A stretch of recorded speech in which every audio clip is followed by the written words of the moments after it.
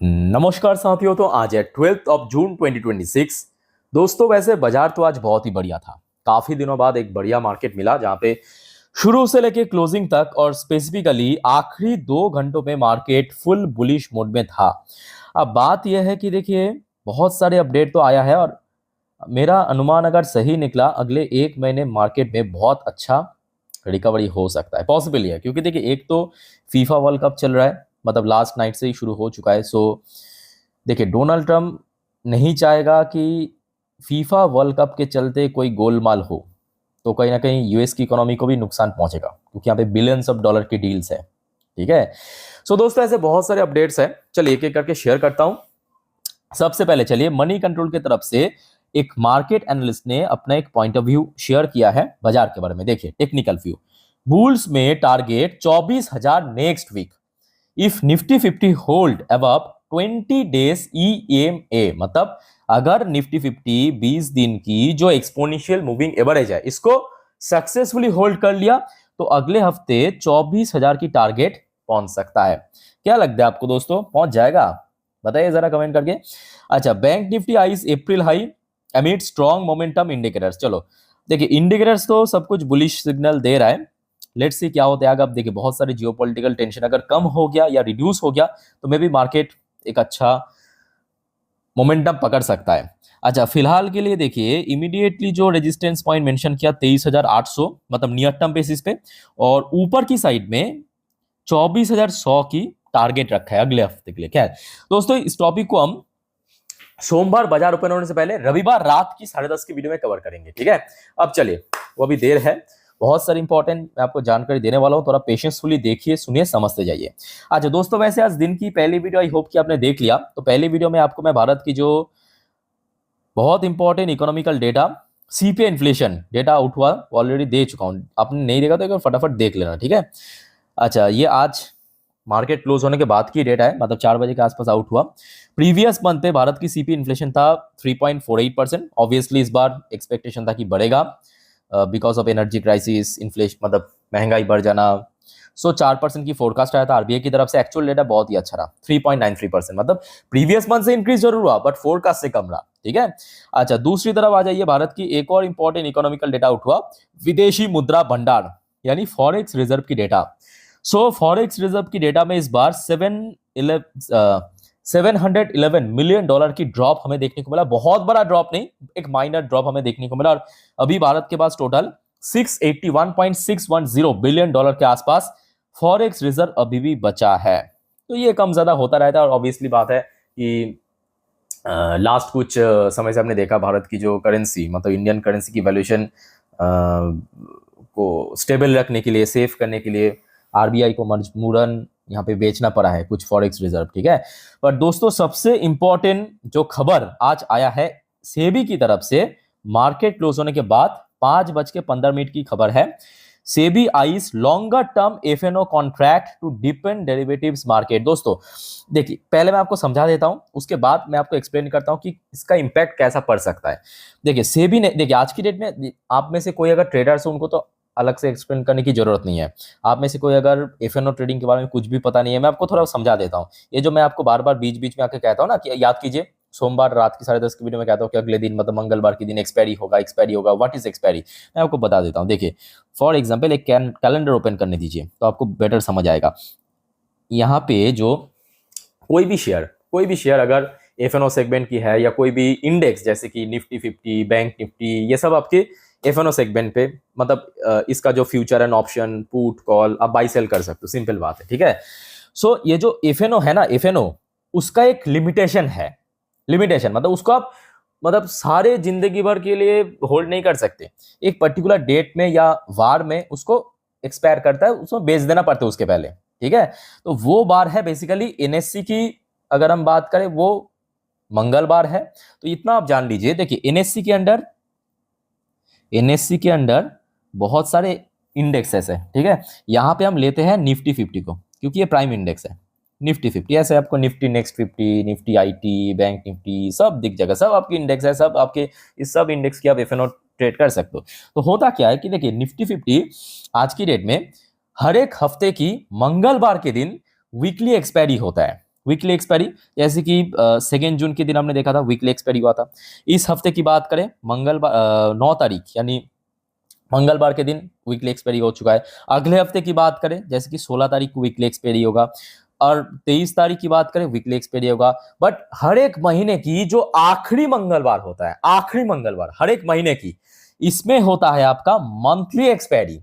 और monthly expiry के दिन ना केवल निफ्टी 50, जितने भी एफएनओ की शेयर इंडेक्स है सबकी एक्सपायरी होता है, सबकी। ठीक है, तो यहां तक आपको समझ आ चुका है। ये आज की डेट की स्टोरी है, ये अभी तक चल रहा है। तो सेबी की ये जो रूल्स के अनुसार क्या होगा कि ये जो एफएनओ एक्सपायरी आज की डेट में, मान लीजिए कि हर एक हफ्तों की मंगलवार हो रहा है या हर एक महीने की आखिरी मंगलवार को हो रहा है ना, तो वो और ज्यादा लेंथी हो जाएगा। मान लीजिए कि अब आज की डेट में पर्टिकुलर, मान लीजिए कि बैंक निफ्टी, मैं बैंक निफ्टी एग्जांपल देता हूं।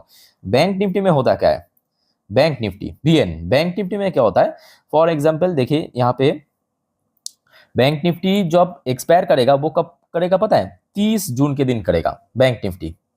उसका एक वीकली एक्सपायरी नहीं होता, सिर्फ निफ्टी 50 का ही वीकली एक्सपायरी होता है। बैंक निफ्टी एक्सपायर करेगा 30 जून के दिन। तो यहाँ पे सेबी अब जो रूल्स लागू करने जा रहा है, इसमें क्या होगा, मान लीजिए कि कोई पर्टिकुलर इंडेक्स या कोई पर्टिकुलर शेयर जो एफएनओ में है, वो एक क्वार्टर में एक बार एक्सपायर करेगा। समझ रहे हो, लॉन्ग टर्म में एक क्वार्टर में एक बार, या 2 महीने पे एक बार, या 4 महीने पे एक बार, या हाफ ईयरली एक बार करेगा। समझ आ रहा है बात, ऐसा करने का प्लान चल रहा है सेबी का। अब देखिए सेबी ने अभी मतलब एग्जैक्टली क्वार्टरली एक्सपायरी होगा या 2 महीने बाद, ये डिस्क्लोज नहीं किया। बट हाँ, longer term FNO contract expiry ये क्लियरली कह दिया है आज की डेट में। आई होप कि आपको दोस्तों समझ आ चुका है। अब इससे क्या होगा, इससे सबसे पहले जो बेनिफिट पहुंचेगा वो होगा कि बाजार में वॉलेटिलिटी कंट्रोल में रहेगा, स्टेबल रहेगा मार्केट। और दूसरा, ये जो आपने देखा होगा, ये जो छोटकू मोटकू ट्रेडर्स हैं, मतलब जो अपने आप को ट्रेडर्स समझते हैं बट एक्चुअली ट्रेडर्स हैं नहीं, कोई वीडियो देख के, कोई कहीं से टिप्स लेके डाल देते हैं पैसा, एक आध बार प्रॉफिट करके मोस्टली टाइम 90% टाइम लॉस ही होता है उन लोगों का। तो वो थोड़ा सा सेफ हो जाएगा, थोड़ा सा आप कह सकते हो कि सिक्योर करने के लिए भी ये सब करने जा रहा है, क्योंकि वैल्यू बढ़ जाएगा ना। आई होप कि दोस्तों सबको समझ आ रहा है बात यहाँ पे। ठीक है, तो इसके आगे की जो भी जानकारी आएगा मैं आपको दे दूंगा सेबी की तरफ से। अच्छा, नेक्स्ट आ जाइए, एक और इंपॉर्टेंट रिपोर्ट यार है आपके एसपी की तरफ से, एसएनपी की तरफ से। India strong growth keep state finance stable despite deficit rising debt. चलो, ये तो एक अच्छा पॉजिटिव स्टेटमेंट दिया है भारत की इकोनॉमी के बारे में। अच्छा, एक और मार्केट एनालिस्ट है, इनका नाम है राजेश कोठारी। इन्होंने कहा the worst seem behind us, मतलब जितना खराब होना था वो ऑलरेडी हो चुका है, वो पीछे छोड़ चुका है। लेट्स सी क्या होता है, we see plenty of opportunities. अच्छा, आईएमडी की तरफ से एक बहुत इंपॉर्टेंट फोरकास्ट किया है एल नीनो के ऊपर, ध्यान से सुनना क्योंकि इंपैक्ट तो पड़ेगा। El Nino return to Pacific, सबसे पहले लाइन मेंशन किया कि एल नीनो जो है अभी पैसिफिक में वापस चला गया, but likely to intensify through monsoon season, मतलब भारत में जब वर्षा शुरू होगा तब फिर से वापस आ सकता है। मतलब इस बार भारत में जो बारिश के समय या वर्षा काल में गर्मी पड़ सकता है, याद रखना। और ये चीज़ ऑब्वियसली बिल्कुल ही अच्छी बात नहीं है, क्योंकि वर्षा में हमने देखा बहुत सारे जो क्रॉप है यानी खेती होता है ना, वो काटा जाता है, फसल काटा जाता है या फसल बोया जाता है। उसमें अगर वेदर की टेम्परेचर, जो आप में से कोई अगर मतलब खेती के बारे में नॉलेज है, एक्सपीरियंस, उनको पता होगा, उसमें एक पर्टिकुलर वेदर या टेम्परेचर मेंटेन करना पड़ता है। तो अगर टेम्परेचर या वेदर ज़्यादा हो जाता है तो नुकसान होते हैं बहुत ज़्यादा। ठीक है, तो ऑब्वियसली अच्छी बात नहीं है। अच्छा, नेक्स्ट आ जाइए, एक और important report, Brazil emerge as major rare earth source for India. तो ब्राज़ील, अच्छा, रिसेंटली हमने देखा भारत सरकार ने ब्राज़ील की गवर्नमेंट के साथ बहुत सारे एग्रीमेंट साइन किया था। आपको मैं उस टाइम पे इन्फॉर्म भी किया था, बहुत पुरानी बात नहीं है, 3-4 महीने पहले की बात है। उनमें से एक इंपॉर्टेंट एग्रीमेंट था रेयर अर्थ को लेके।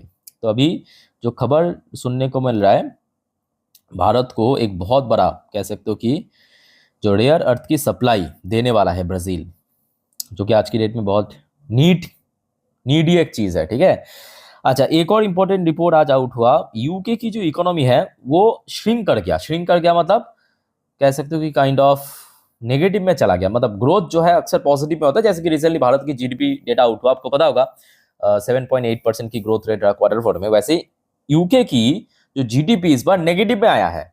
मतलब मार्च मंथ पे जो डेटा आया था वो था 0.3% की ग्रोथ, बट अप्रैल पे जो डेटा आया है वो आया है 0.1% की ड्रॉप।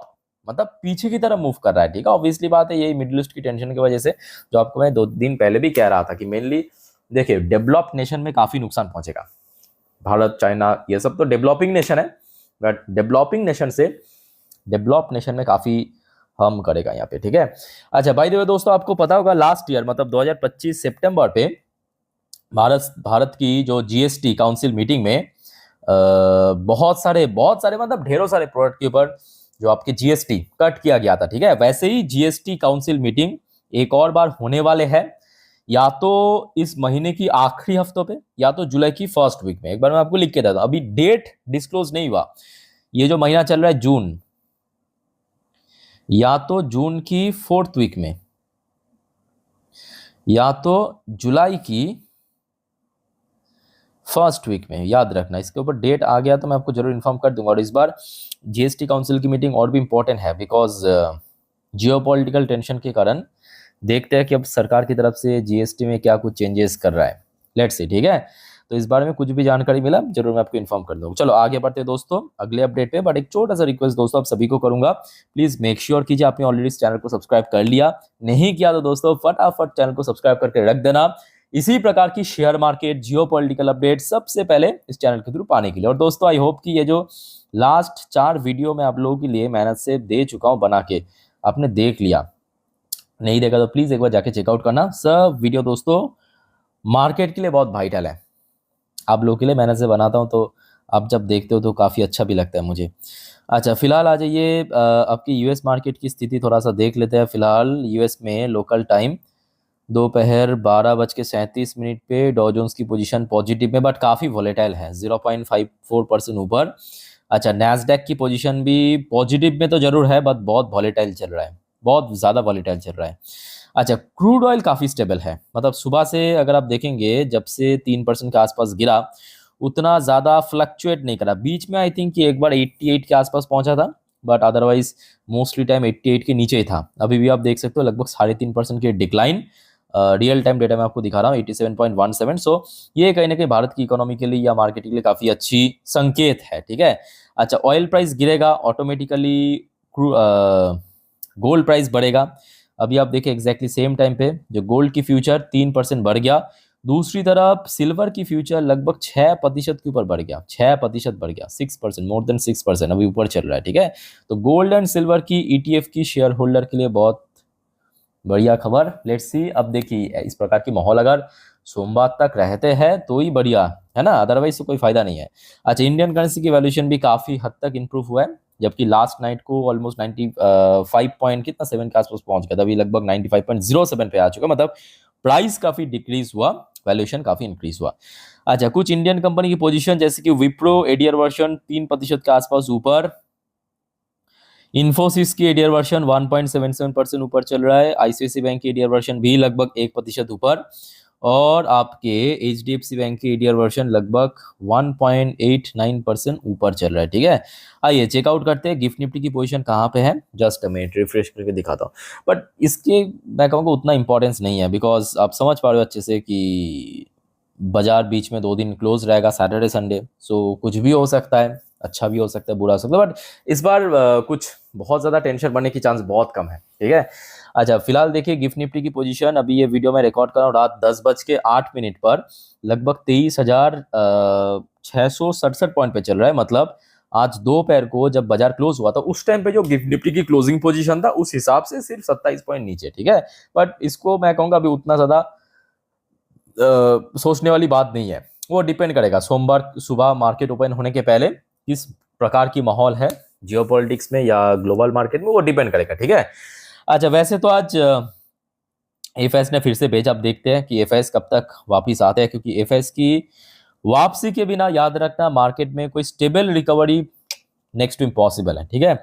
आज एफएस ने 1082 करोड़ बेचा। ये भी फैक्ट है कि एफएस की अभी सेलिंग काफी हद तक कम हो चुका है। लास्ट अभी हमने देखा था 2000 करोड़ की कम बेचा था, आज लगभग 1000 करोड़ के आसपास बेचा है।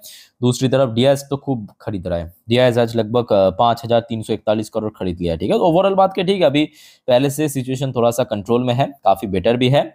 अच्छा, एक और बात दोस्तों याद रखना, आज शाम से लेकर अभी तक बहुत सारे जियोपॉलिटिकल अपडेट आया है, ठीक है, जो आपको मैं नेक्स्ट वीडियो यानी रात की 12 बजे की वीडियो में देने वाला हूं। सर आप अगर जल्दी सो जाते हो कोई इशू नहीं है, सिर्फ आप चैनल को सब्सक्राइब करके रखिए, सुबह उठ के जरूर चेकआउट कर लेना, ठीक है। सारे आपके मार्केट के लिए वाइटल अपडेट्स है। अच्छा, TA35 इजराइल की टॉप इंडेक्स आज लगभग 1.79% ऊपर आके क्लोजिंग दिया। ओके, सो दोस्तों मार्केट से रिलेटेड जितने भी इंपॉर्टेंट जानकारी था मैं आपको दे चुका हूं। मेरे बात को ध्यान से सुनिएगा सर। देखिए, सबसे पहली बात, कल सैटरडे के दिन मार्केट तो क्लोज रहेगा, संडे के दिन अगेन मार्केट क्लोज रहेगा, मंडे फिर से ओपन होगा, ठीक है। तो कल सैटरडे के दिन जितने भी मार्केट से रिलेटेड या जियोपॉलिटिकल अपडेट, जो भी अपडेट आएगा मैं आपको दे दूंगा। और मोस्ट इंपॉर्टेंटली याद रखना, रविवार के दिन क्योंकि सोमवार फिर से मार्केट ओपन होगा, तो सोमवार मार्केट ओपन होने से पहले अगले हफ्ते के लिए जितने भी इंपॉर्टेंट इकोनॉमिकल डेटा आउट होगा, जितने भी इवेंट्स हैं, जितने भी शेयर्स इंपॉर्टेंट हैं, जितने भी शेयर मार्केट की अपडेट है, और सबसे इंपॉर्टेंट जियोपॉलिटिकल जितने भी इंसिडेंट होगा, सब कुछ जानकारी मैं आपको पाई टू पाई दे दूंगा, ठीक है। सिर्फ आप मुझे फॉलो करते जाइए, टाइम टू टाइम अपडेट लीजिए। सब्सक्राइब नहीं किया चैनल को, फटाफट अभी करके रख दीजिए। सो इस वीडियो को वाइंड अप करता हूं। टेक केयर, बाय बाय, जय हिंद।